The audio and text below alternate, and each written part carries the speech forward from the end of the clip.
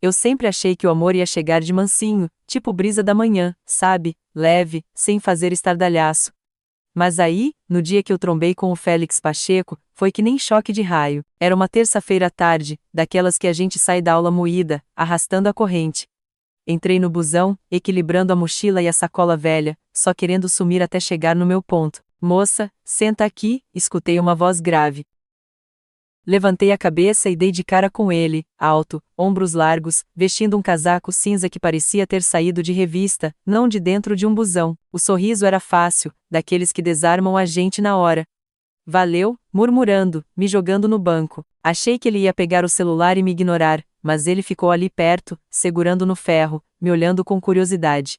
Cê não parece ser daqui, ele soltou, meio na maciota. Fiquei surpresa. Sou estudante. Faço letras na UT. Ata, ele respondeu, me analisando de um jeito que me fez sentir vista, mas sem ser assustador, confiante, mas sem ser abusado. Desculpa, viajei. Dei um sorriso sem querer querendo. Ele riu baixinho, e era um riso gostoso, como se ele ligasse mesmo para minha opinião. A gente ficou trocando ideia até o meu ponto, falando besteira, cafeteria, parque preferido, sobre como o clima do Texas não se decide se quer ser verão ou inverno. Quando o busão parou, eu já estava pronta para voltar para minha vida normal, mas ele gritou, espera, posso pegar seu número? Queria te ver de novo. Normalmente, eu ia dar um fora, porque não sou de passar meu número para estranho, mas o jeito que ele me olhou, como se eu fosse a única pessoa naquele busão, me fez concordar. Beleza. No dia seguinte, me vi parada em frente a um restaurante que não era para mim estar, desses com luz indireta, carro importado na porta e um recepcionista que te olha como se soubesse seu score no Serasa. Fiquei meio assim, ajeitando meu vestido preto simples, quando o Félix apareceu, sorrindo como se eu fosse a pessoa que ele mais queria ver. Cê tá linda, ele disse, beijando a minha mão como um cavalheiro de filme antigo. Jantar com ele era como entrar em outra vida. Ele pediu um vinho que eu não sabia nem pronunciar e me contou histórias de quando morava na Europa, dos pais adotivos, Serpa e Valença Pimentel, que viviam entre Paris e Genebra, viajando para vernissage e evento beneficente. Disse que tinha voltado pro Texas para se reconectar com as raízes. Eu fiquei fascinada. Ele não estava se gabando, só dividindo a vida dele comigo, como quem confia em mim. E quando ele perguntou sobre mim, minhas aulas, minha família, meus sonhos, ele prestou atenção de verdade. Quando ele me levou até o carro, percebi uma coisa estranha, eu queria ver ele de novo. Daí para frente, a gente virou chiclete. Sessão de estudo virou café, café virou trilha no fim de semana e trilha virou ligação de madrugada que ia até o sol raiar. O Félix tinha um jeito de me fazer sentir importante, como se eu não fosse só mais uma universitária ralando para entregar trabalho e pagar as contas. Ele mandava bom dia antes do meu despertador tocar e boa noite, quando eu já tinha pagado. Me fazia rir quando eu estava estressada, me levava café nos dias que eu achava que não ia aguentar mais uma aula e, uma vez, apareceu no meu AP com flor só porque sim. Não demorou muito para ele começar a falar de futuro. Você tem que conhecer meus pais, ele disse uma noite, enquanto a gente estava na varanda do AP dele, vendo as luzes da cidade brilhando lá embaixo. Eles vão te amar. Sempre quiseram que eu encontrasse alguém especial. Fiquei surpresa, porque as coisas estavam indo rápido demais, mas de um jeito bom. Você tem certeza?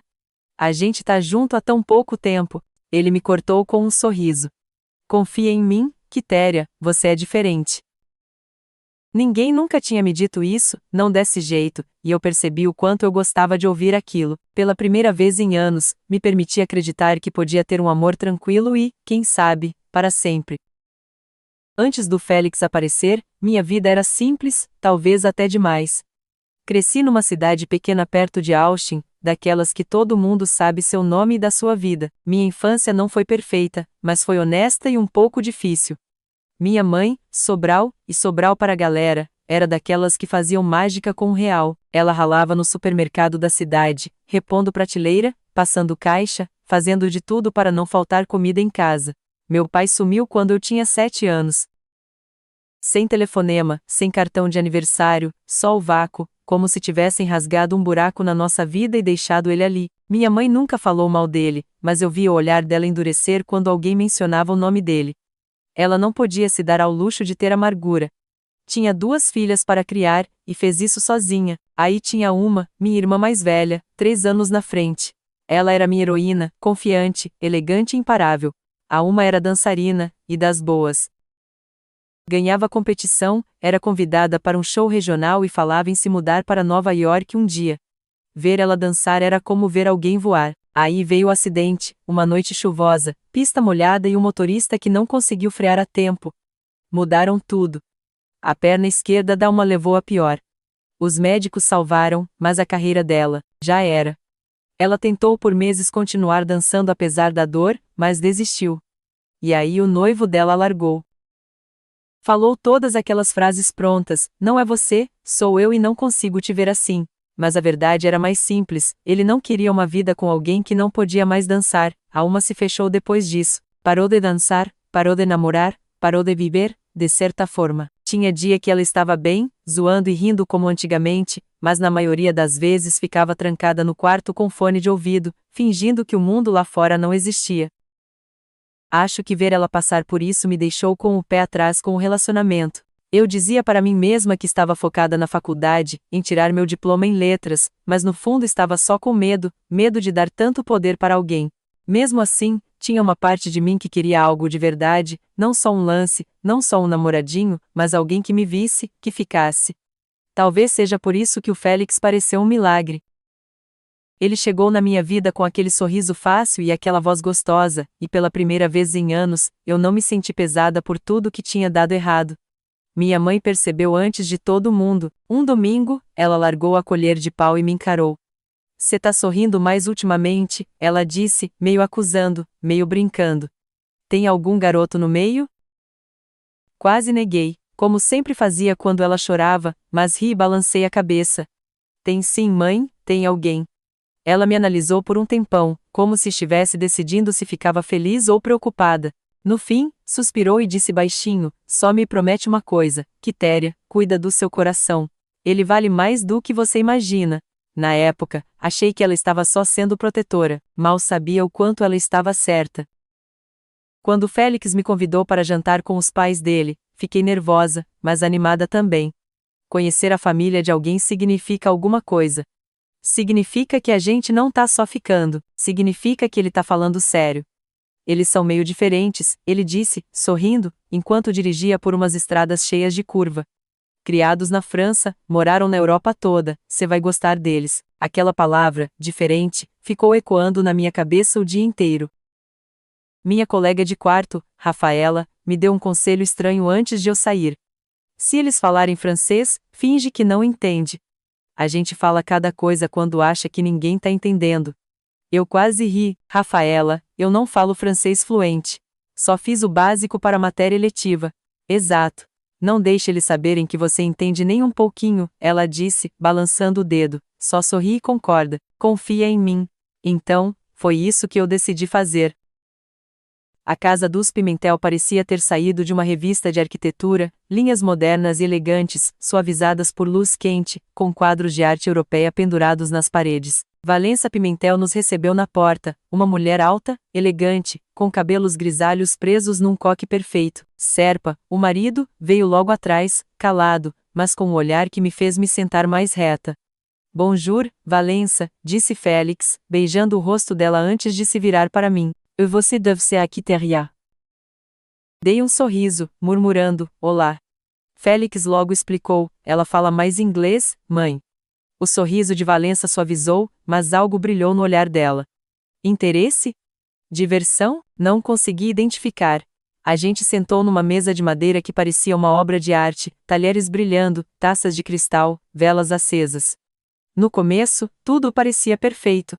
Valença fez perguntas educadas sobre a faculdade e a família.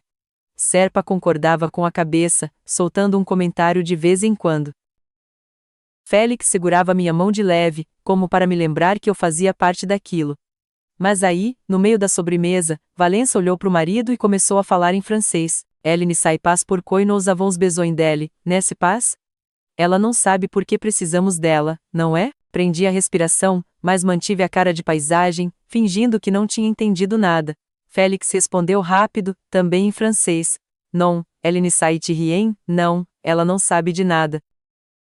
Valença deu um sorriso fraco, tomou mais um gole de vinho e voltou a falar em inglês, elogiando meu vestido como se nada tivesse acontecido. Forcei um sorriso, mas por dentro meu coração estava disparado. Precisam de mim para quê? O resto do jantar passou voando. Concordei quando tinha que concordar, sorri quando parecia certo, tudo enquanto repetia aquelas palavras em francês na minha cabeça. No caminho de volta, Félix estava todo feliz, perguntando o que eu tinha achado dos pais dele. Eles são muito sofisticados, respondi com cuidado. Ele riu. Eles podem ser intimidados. Não leva pro pessoal. Eles viveram num mundo diferente por muito tempo. Concordei com a cabeça, olhando pela janela, mas não conseguia me livrar daquela sensação de ter entrado numa fria. Naquela noite, deitada na cama, sussurrei as palavras que tinha ouvido, ela não sabe por que precisamos dela. Seja lá o que isso significasse, não tinha nada a ver com amor, aceitação ou família. Tinha a ver comigo sendo útil para eles de alguma forma e, pela primeira vez desde que conheci o Félix, um medo frio se infiltrou no calor que eu sentia por ele. 2 semanas depois daquele jantar, o Félix me chega com uma ideia do nada. Bora dar um rolezinho neste fim de semana? Ele disse, encostado na maior tranquilidade no balcão da minha cozinha. Só nós dois. Peguei uma cabana lá pras bandas da serra. Cê precisa relaxar. Nós dois precisamos. Na teoria, parecia tudo perfeito, sossego, romance, longe do estresse da faculdade, mas as palavras da Valença não saíam da minha cabeça. Fiquei na dúvida, mas o Félix percebeu e segurou meu rosto com delicadeza. Cê anda tensa ultimamente. Deixa eu cuidar de você um pouco. Concordei meio sem jeito. Tá, beleza, parece bom. A viagem foi linda, morros, flores balançando no vento gostoso do Texas e o Félix cantando baixinho no rádio. Ele parecia super à vontade, como se fosse só mais uma etapa do nosso relacionamento. Eu queria acreditar nisso. Chegando lá, saí do carro e fiquei de boca aberta com a vista. A cabana parecia ter saído de revista de viagem, madeira e pedra, varanda em volta e, lá na frente, um lago brilhando com o sol da tarde. Massa, né? O Félix disse, me abraçando pela cintura. Vamos desembalar as coisas e fazer um rango. Por dentro, o lugar era mais chique ainda, lareira, tapete macio, cozinha completa. O Félix abriu uma garrafa de vinho tinto e me serviu uma taça. A nós, ele disse com um sorriso. A gente conversou, riu, cozinhou junto e por um tempo, esqueci daquela voz chata na minha cabeça, até que notei que ele estava enchendo minha taça demais. Quando sentei, minha cabeça estava leve. Félix, tô me sentindo cansada. As palavras saíram enroladas, minha vista estava embaçada. Ele me segurou na hora, me deitando no sofá com cuidado. Relaxa, ele sussurrou, com a voz calma e meio distante. Acordei com cheiro de madeira úmida e de metal. Minha cabeça doía e minhas mãos não mexiam. Estavam amarradas atrás de mim. Eu estava num chão de cimento gelado, num lugar que parecia um porão. Fiquei sem ar por um instante. Aí ouvi a voz do Félix, calma e decidida, vindo de cima. Tá, ela tá pronta. Tudo certo. Senti um arrepio na espinha. Ela tá pronta. Pronta para quê? Tentei soltar minhas mãos, sentindo a corda cortar minha pele. Félix, que cê tá fazendo? Minha voz falhou, desesperada. Ele apareceu no alto da escada, descendo devagar, com uma expressão suave, quase carinhosa, mas errada. Quitéria, você não entende agora, mas vai entender. Isso vai mudar sua vida. Meu coração batia forte, achei que ia desmaiar. Me solta, Félix, por favor. Seja lá o que for isso, não tem graça. Ele se abaixou na minha frente, tirando uma mecha de cabelo do meu rosto. Ela confiaria em mim. Logo você vai me agradecer. E naquele momento, olhando para o cara que eu achava que amava, entendi 2 coisas. Ele não era quem eu pensava, e se eu não saísse dali, talvez nunca mais voltasse para casa. As cordas cortaram meus pulsos, queimando a cada movimento, mas não liguei. O pânico deixou tudo mais claro, minha respiração, o chão gelado, até o barulho dos grilos lá fora. A voz do Félix vinha de cima. Calma, firmeza. Ela tá pronta, tudo certo. Não, ela não desconfia de nada, senti um embrulho no estômago. Ela tá pronta para quê? Olhei em volta no porão. Uma lâmpada pendurada iluminava as paredes de cimento. Ali, um prego enferrujado saindo de uma porta velha de madeira. Me mexi, indo de joelhos até ele, rezando para a corda não fazer barulho. Meu coração batia forte enquanto esfregava a corda no prego. No começo, nada. Aí um fio se soltou, depois outro, até que uma mão ficou livre. Congelei, ouvindo. O Félix ainda falava lá em cima. Soltei o resto com os dedos tremendo, aí fui pras pernas. Minhas mãos estavam suadas, mas finalmente as cordas caíram. A escada era arriscada demais. Me virei para a janelinha perto do teto. Era apertada, mas empurrei e passei, machucando meus braços na madeira. O ar frio da noite bateu no meu rosto quando caí no chão. Corri. Galhos batiam nos meus braços e no meu rosto enquanto rasgava a mata. Ouvi um grito atrás de mim. Quitéria, para. Não é o que você tá pensando. Não parei. Meus pulmões queimavam. Minhas pernas doíam, mas continuei correndo. Cada galho quebrado parecia os passos dele chegando perto. Aí, lá na frente, uma luz, fraca, mas real, uma cabana. Corri, tropeçando numa raiz e caindo com tudo antes de levantar de novo. Socorro! Gritei, batendo na porta. Me ajuda, por favor. A porta abriu e um cara apareceu, alto, forte, vestindo um moletom cinza. Do lado dele, um pastor belga rosnava baixinho, com os músculos tensos. Que tá acontecendo? Ele perguntou, me olhando desconfiado. Alguém, ele me drogou, me amarrou. Ele tá vindo. Por favor. Minha voz falhou e comecei a chorar. O cara não hesitou. Deu um passo pro lado, me puxando para dentro e dando uma ordem. Diogo, fica de guarda. O cachorro saiu correndo, latindo forte à noite. De algum lugar atrás de nós, o Félix xingou e ficou em silêncio. O cara fechou a porta, trancando. Cê tá segura agora, ele disse com firmeza, me olhando de cima a baixo, cê tá tremendo. Senta, desabei numa poltrona de couro, tremendo sem parar enquanto a adrenalina ia embora. Quem te amarrou? Ele perguntou, se ajoelhando para ver as marcas da corda nos meus pulsos. Meu namorado, Félix Pacheco, gaguejei. Ele não é quem eu pensava que era, ele disse. Estava me ajudando, mas minha voz sumiu quando a ficha caiu. Eu tinha confiado na pessoa errada e quase paguei caro por isso. O cara fechou a cara. Meu nome é Afonso Viana. Moro aqui. Ex-militar, agora trabalha com busca e salvamento. Cê tá segura aqui. Obrigada, sussurrei, chorando de novo. Primeiro, a gente ligou pro xerife. Ele pegou o celular e discou, falando rápido, direto. Quando terminou, me deu uma coberta e se ajoelhou do meu lado de novo. Cê tá bem agora, seja lá o que ele planejou, acabou. Mas, no fundo, eu não tinha tanta certeza. O Félix tinha um motivo para fazer aquilo e, até saber qual era, não ia me sentir livre de verdade. Os policiais chegaram uns 20 minutos depois. Nisso, minha mãe e minha irmã também apareceram. O Afonso tinha ligado para elas quando eu não conseguia falar. Minha mãe me abraçou forte, quase me sufocando. Cê tá segura agora, meu bem, ela sussurrou, mas, mesmo agarrada nela, um pensamento não saía da minha cabeça: por que eles precisam de mim? Ainda não tinha resposta. A delegacia parecia mais fria que a noite lá fora. Uma policial me deu uma coberta enquanto eu sentava embaixo daquelas luzes fortes, tentando respirar fundo. Calma, senhorita Mitchell, um policial disse com gentileza. Comece do começo. E foi o que eu fiz, cada detalhe, conhecer o Félix, me apaixonar, jantar com os pais dele, as palavras em francês que eu não podia entender e, por fim, acordar amarrada num porão. Quando terminei, ficou um silêncio grande. O investigador, detetive Sampaio, bateu a caneta no caderno. Cê disse que entendia um pouco de francês. O que ouviu exatamente? Repeti com cuidado. Ela não sabe por que precisamos dela, não é? E a resposta do Félix: não, ela não sabe de nada. O Sampaio trocou um olhar com outro policial. Isso bate com umas informações que a gente tá juntando. Franze a testa. Informações sobre o quê? Ele se inclinou para a frente. Félix Pacheco não é só um namorado charmoso. Os pais adotivos dele, Serpa e Valença Pimentel, estão sendo investigados por fraude internacional. Fraude. Minha voz falhou.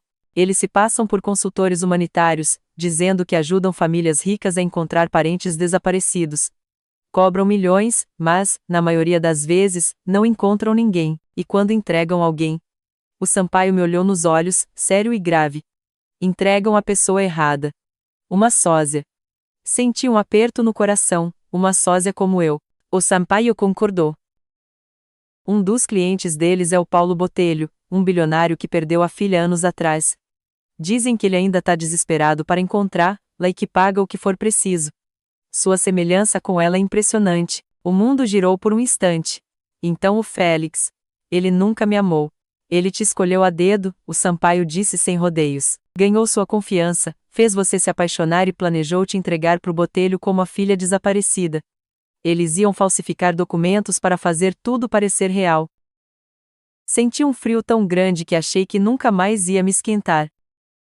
De manhã, os policiais já tinham invadido a cabana onde o Félix me levou, encontraram as cordas, o vinho com calmante e uma mochila cheia de documento falso, incluindo um passaporte com a minha foto, mas com outro nome. Serpa e Valença foram presos num aeroporto particular pequeno, tentando embarcar num avião para a França. O Félix foi pego horas depois escondido num depósito abandonado. Quando trouxeram ele, eu ainda estava na delegacia prestando depoimento. Ele parecia calmo, quase conformado. Quitéria, ele disse baixinho quando passava algemado por mim, cê não precisa me odiar. Eu estava te dando uma vida melhor. Olhei para ele, chocada. Cê chama isso de vida melhor? Me drogar? Mentir para mim, me vender como se eu fosse um objeto. Pela primeira vez, vi alguma coisa passar no rosto dele, talvez vergonha, talvez arrependimento, mas sumiu na hora que o levaram embora. O FBI entrou na parada em poucos dias. Descobriram que não era a primeira vez que os Pimentel tentavam algo assim. Já tinham aplicado golpes parecidos na Europa, trocando herdeiros desaparecidos por sósias. A maioria das vítimas tinha ficado com vergonha ou traumatizada demais para denunciar, mas eu não ia ficar quieta. Dei meu depoimento para quem precisasse. Passei horas e horas em entrevistas e interrogatórios e, a cada vez que falava, sentia que estava resgatando um pedaço de mim que o Félix tinha tentado roubar. Mesmo assim, as noites eram difíceis, acordava ofegante, achando que ainda estava naquele porão, amarrada, ouvindo a voz do Félix dizendo que eu ia agradecer depois. O Afonso Viana, o cara que me salvou, aparecia sempre para saber como eu estava. Às vezes nem falava muito, só sentava na varanda comigo enquanto o Diogo, o pastor belga dele, ficava deitado nos nossos pés. De alguma forma, aquela companhia silenciosa me ajudava a respirar. Eu estava livre, mas ainda não me sentia segura. Ainda não. As semanas depois da prisão do Félix passaram voando. Eu estava segura, mas a segurança não era como eu imaginava. Toda noite acordava assustada, achando que ainda estava naquele porão, ouvindo ele sussurrar: "Cê vai me agradecer depois." Minha mãe tentava ajudar do jeito que sabia, cozinhando. Virava e mexia, tinha uma lasanha na geladeira ou uma torta esfriando no balcão. A Alma também tentava, meio sem jeito no começo, mas foi se abrindo sobre a própria dor. "Cê não merecia isso", ela me disse uma tarde, com os olhos marejados. E eu também não merecia o que aconteceu comigo. Talvez a gente tenha que parar de se culpar pelo que os outros fizeram. As palavras dela ficaram na minha cabeça, mas foi o Afonso quem me ajudou a respirar de novo. Ele apareceu na minha varanda uma noite, com o Diogo correndo feliz do lado. "Passei para ver como cê tá", ele disse, coçando a orelha do cachorro. "Saber como cê tá." Dei de ombros, sem conseguir esconder o cansaço. "Tem dia que tô bem, tem dia que não." O Afonso concordou, como se entendesse mais do que eu conseguia dizer. "É normal. A cura não é certinha. É bagunçada, é demorada e tá tudo bem." A voz dele tinha um peso de experiência que eu não tinha notado antes. Aí ele me contou o porquê. Anos antes, a esposa e a filha pequena dele tinham morrido num acidente de carro. Ele tinha saído do exército depois disso e se mudado para as bandas da serra, preferindo a solidão a qualquer outra coisa. Não aguentava as pessoas me olhando como se eu tivesse quebrado, ele confessou uma noite enquanto passeávamos com o Diogo perto do lago. "Aí vim para cá, onde ninguém me conhecia." Olhei para ele, percebendo que ele entendia o que era se sentir seguro e inseguro ao mesmo tempo, querer contato mas ter medo. Nas semanas seguintes, a gente conversou mais, às vezes sobre coisas importantes, luto, confiança, recomeço, e às vezes sobre coisas bobas, tipo qual cafeteria tinha o melhor cinnamon roll, mas toda a conversa era tranquila. O Afonso não tentava me consertar. Não mandava eu sorrir ou seguir em frente.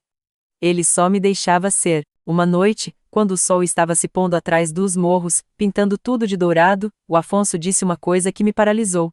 "Cê é mais forte do que pensa. Cê não só sobreviveu, Quitéria. Cê correu, lutou, se salvou. Isso é coragem que muita gente nunca encontra." Engoli em seco. Não me sinto forte. Não precisa sentir para ser, ele disse baixinho. Com o tempo, fomos achando um jeito de ajudar um ao outro. Ele me incentivou a voltar a fazer caminhadas sem entrar em pânico a cada galho que estalava e eu incentivei ele a se reconectar com as pessoas, a deixar alguém entrar de novo. Aí veio uma reviravolta inesperada. Com a ajuda de uns contatos antigos do Afonso no exército, localizamos a filha de verdade do Paulo Botelho, a Zita. Ver pai e filha se reencontrando depois de tanto tempo foi emocionante, não só para eles, mas para mim também.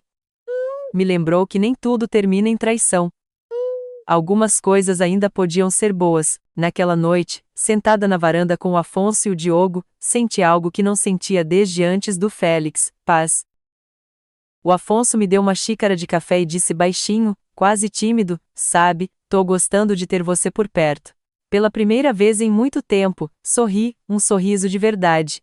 Eu também tô gostando de estar por perto. E naquele momento, com o Diogo enrolado nos nossos pés e as estrelas brilhando no céu, percebi uma coisa poderosa: eu não estava mais com medo, nem do Afonso, nem de confiar em alguém novo e talvez nem do meu futuro. As estações mudaram enquanto minha vida ia se reconstruindo. O que antes parecia escuridão permanente foi esquentando e virando algo mais claro, mais seguro. Eu e o Afonso não forçamos nada, mas, de alguma forma, parecia que a gente estava indo um em direção ao outro o tempo todo. Ele era paciente, constante, o tipo de cara que deixava o silêncio significar segurança em vez de constrangimento. Uma noite, a Alma parou na minha frente, com os olhos cheios de lágrimas, sem as muletas.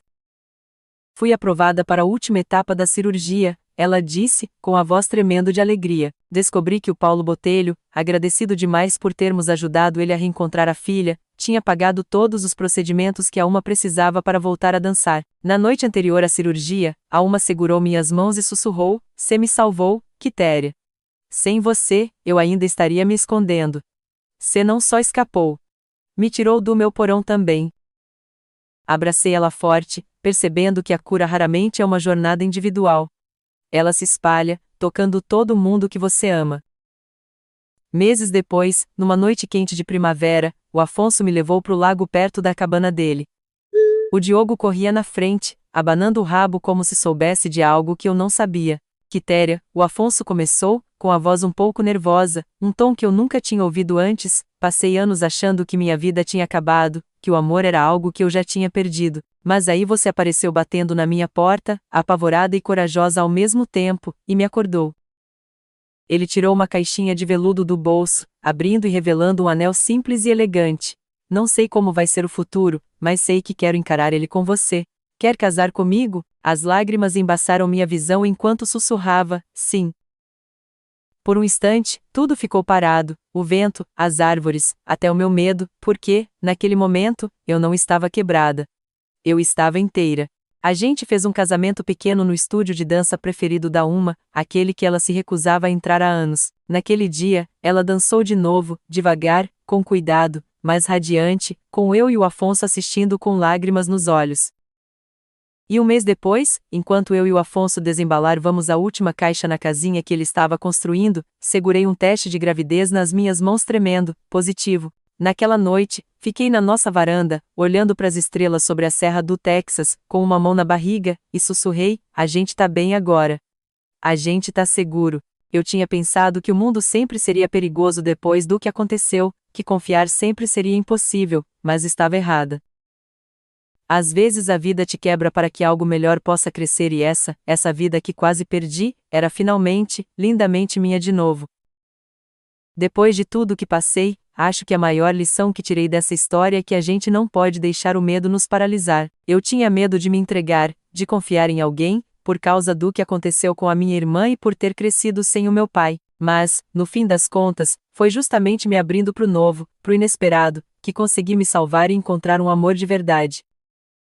A vida pode ser perigosa, pode nos quebrar, mas também tem uma capacidade incrível de nos surpreender com coisas boas. Então, não se fechem, arrisquem, permitam-se sentir, porque, mesmo depois da tempestade, sempre existe a chance de um recomeço. E aí, o que vocês acharam da minha história? Já passaram por algo parecido? Compartilhem suas opiniões.